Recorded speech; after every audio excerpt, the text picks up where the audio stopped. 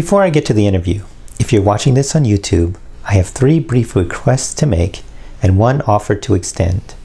My requests? If you find the show or episode interesting, please like, subscribe, and comment. My offer? If you want to receive no more than 1 email a week with a link to the new TWiSP episode, click the link in the description and then enter your email address. By doing this, you assure you will be notified no more than once a week about new TWiSP episodes. Thanks. I appreciate it. Professor Denice, thank you for joining us. Thanks for having me. So your paper focuses, well, it's got a lot in it, but one of the prime foci is how parents and families may be using charter schools. Mm-hmm. And so before we get to your findings and the thinking behind how they might be using charter schools, just how do charter schools work? Do they have rules about admissions processes or policies? Are they subject to, teacher certification rules or pay or unionization or any kind of requirements do they have? Or how free is it? Do they have constraints on what subjects they have to offer or books they need to use or anything like that? That's a great question to start off on. So charter schools are in some ways like traditional district neighborhood public schools. They're publicly financed, usually through tax dollars. They're accountable to most of the same state and federal standards, especially those around performance. They're tuition free, but they do differ from traditional neighborhood public schools in a couple of different ways. First, they're privately operated. Sometimes that's a small group of parents or teachers get together to start one of these schools. Other times it's sort of this big nonprofit or even for-profit network that manages lots of schools across the country. So publicly financed, privately operated. And what some of that private operation means is that some of their policies and procedures can exist outside of the traditional district system. So most of their educating staff does not follow or does not fall under the same collective bargaining agreement that, say, district teachers do. So charter schools have a little more leeway in how they staff their buildings, who they hire, who they fire, that kind of thing. They also do have some leeway in terms of their curricular choices. So some charter schools resemble magnet schools where they have a sort of specialized or particular curricular focus. So they have a little bit more freedom in that way. They're also, the sort of big difference too, is that they are open to students outside of traditional neighborhood or catchment zones. So they can admit students across a city, a district, sometimes even a state, with less regard for who lives right around them. And in the case of a charter school that's oversubscribed, like there's more students who want to attend than their space, these schools often run a lottery. So admission is not selective generally, but open to whoever wants to come. And in the event of too much interest, a lottery, sort of a random system. So what is the thinking that led states to allow charter schools? Because this seems like in some ways a major departure from the standard kinds of public schools we've usually seen. Yeah, for sure. There are a couple sort of rationale underlying these and related kinds of school choice policies. So charter schools are a part of this broader school choice policy landscape. School choice refers to the ability of families to choose a school other than their neighborhood residentially assigned public school.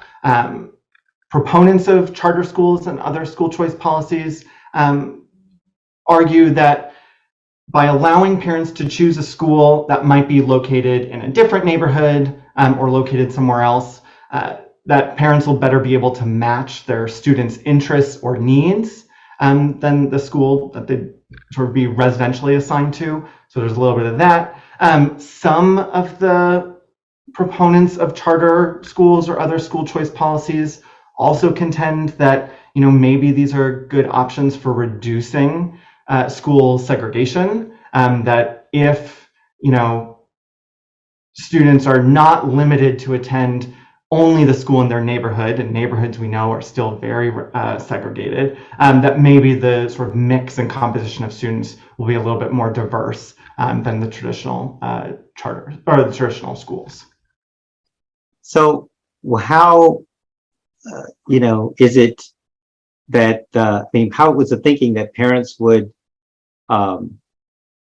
evaluate a series of schools and then send and evaluate based on, were they publishing data to make it visible what was happening, or were they supposed to, what was the vision that would allow, how did people visualize parents and families responding in a way that would help charter schools solve what problem they were expected to solve? Right, yeah, so the idea is kind of a marketplace of school options. So I think early days of these school choice policies, a lot of how parents were finding out about what options were available and what options might be good fits for their students was kind of word of mouth, right? These sort of networks of information about from other parents who might have looked into a school, gone to visit a school, enrolled their child in a school. Increasingly, districts are publishing lots of information about the schools in their portfolio or in their area. So, I've done a fair bit of work in Denver, which has a pretty robust school choice environment. And parents there, I think it used to be a book. Now I think it's all online, but got a book full of information about each school that they could choose from. Information about what academic curricula were offered, information about what extracurriculars were offered, information about the performance of students on standardized tests over time, information about student composition.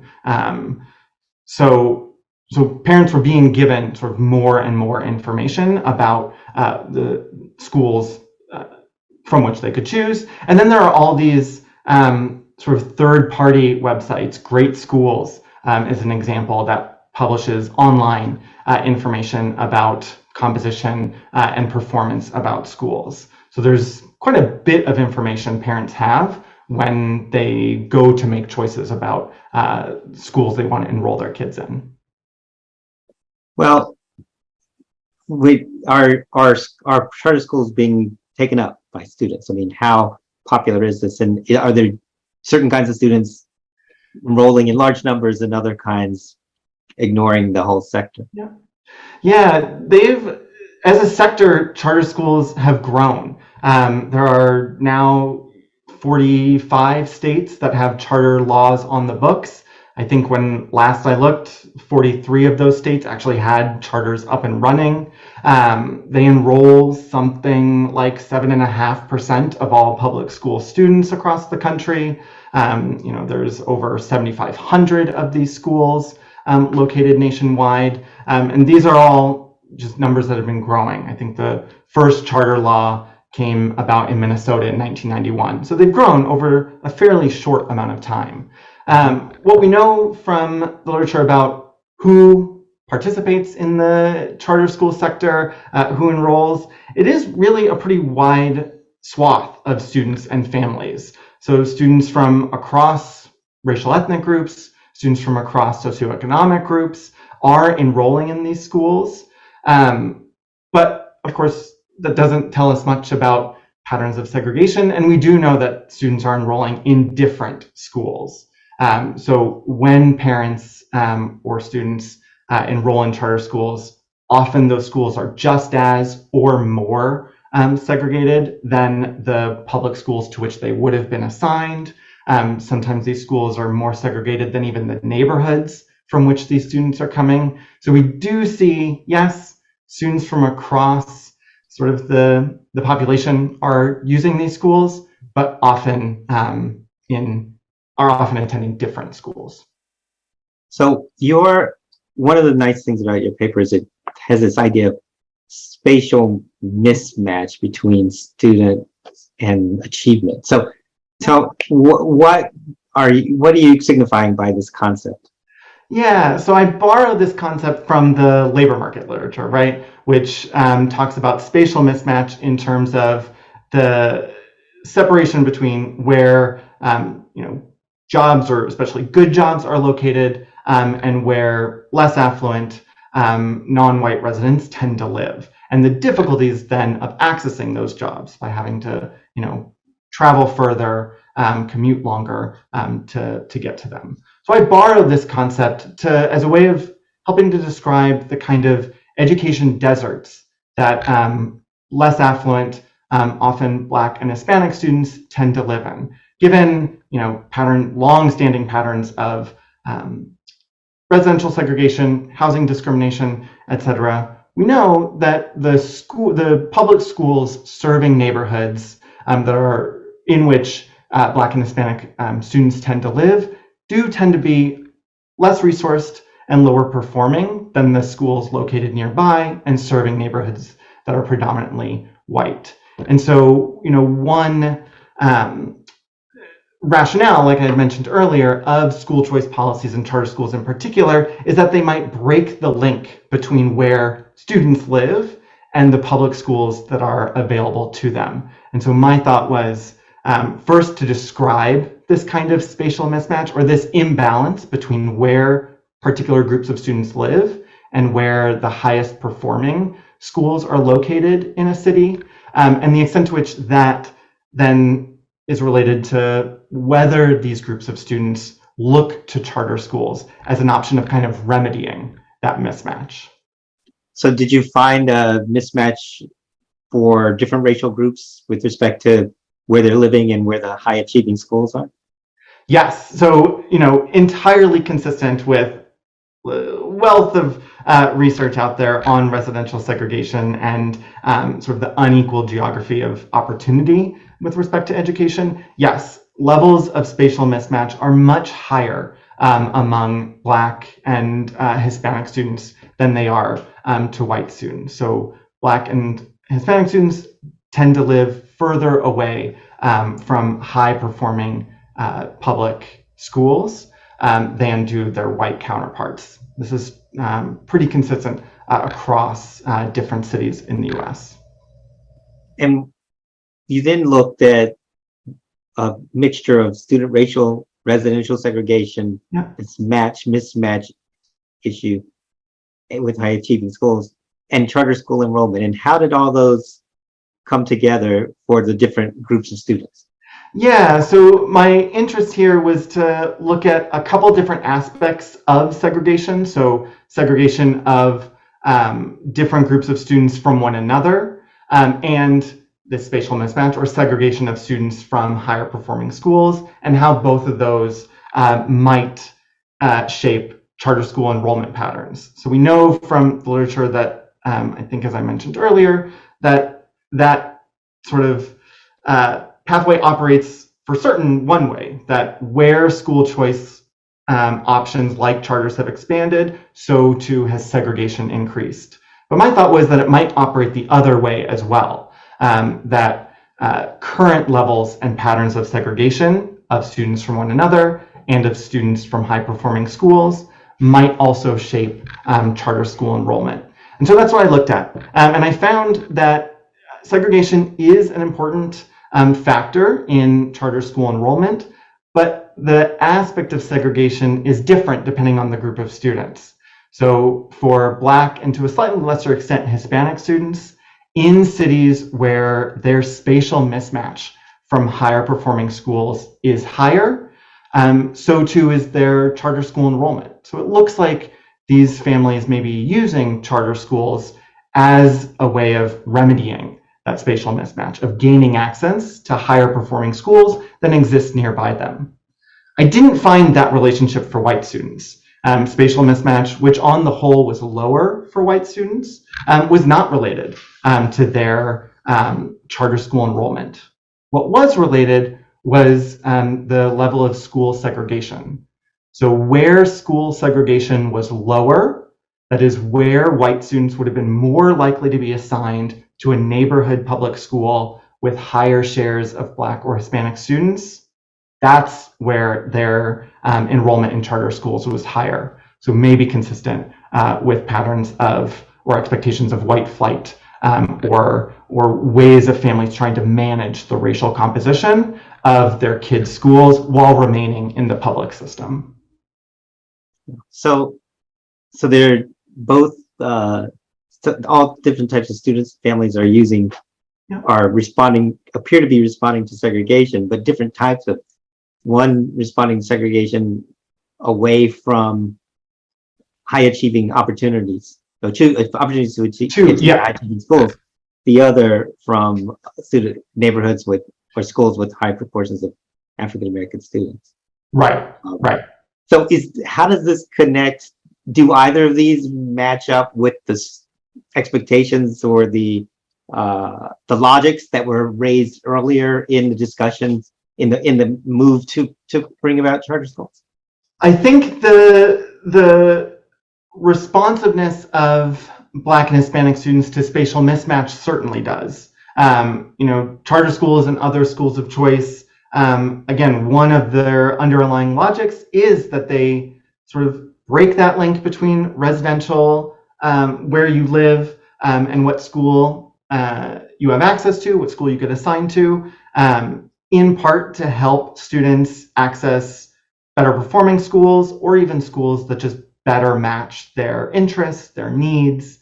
And it looks like that's the case for these students, that, again, where they're having trouble accessing neighborhood public schools that are higher performing, it looks like on average, then these students are looking increasingly to charter schools.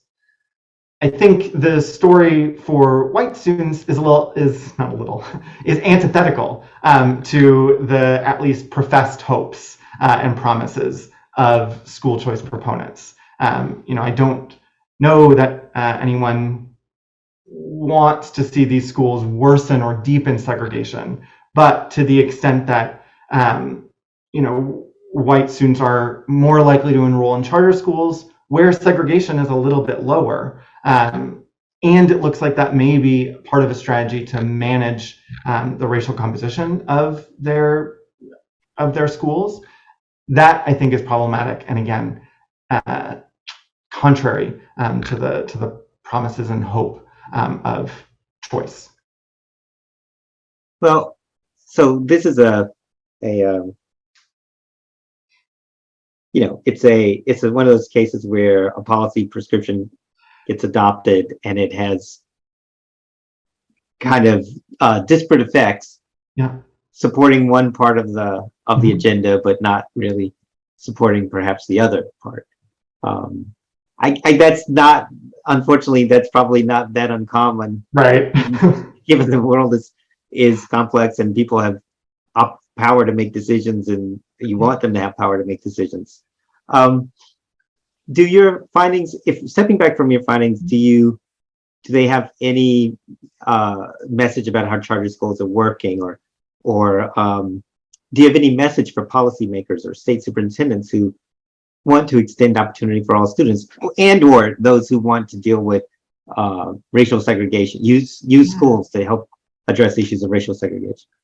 Yeah, I think so. And I think in a couple different ways. I think one thing that others have written about recently is the importance of where new charter schools get sited, where they get where the city or the district or the state allows them to set up shop, as well as their marketing and recruiting strategies. So I think one thing we're seeing in some places where charter schools are continuing to grow is, a group of these schools choosing to site in particular places in order to serve a very specific population. So we, more recently been seeing what some are calling prestige charter schools, which are schools that are focused. They set themselves up with a solid reputation. They are focused on a particular curricular specialization, and are marketing themselves to white and affluent families in the suburbs, to white families who maybe want to rejoin the fold of public education. Maybe they've moved away to private schools, but offer this opportunity for them to do that and still, again, manage the racial composition of their schools. So I think for policymakers, charter schools might be serving the purpose of extending opportunities to students looking outside their neighborhood for better or just a different kind of educational environment.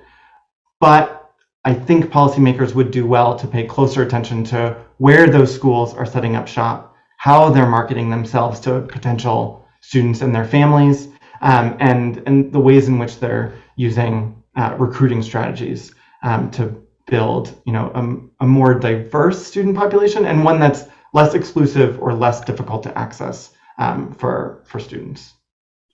Well, Professor Denice, there's a lot of heat in the issues of charter schools. Yeah. It's refreshing to see an analysis that kind of takes apart all the moving pieces and tries to figure out what's going on. And I appreciate you doing that work, and I appreciate your coming and sharing it with us today. Yeah, it was my pleasure. Thank you for having me.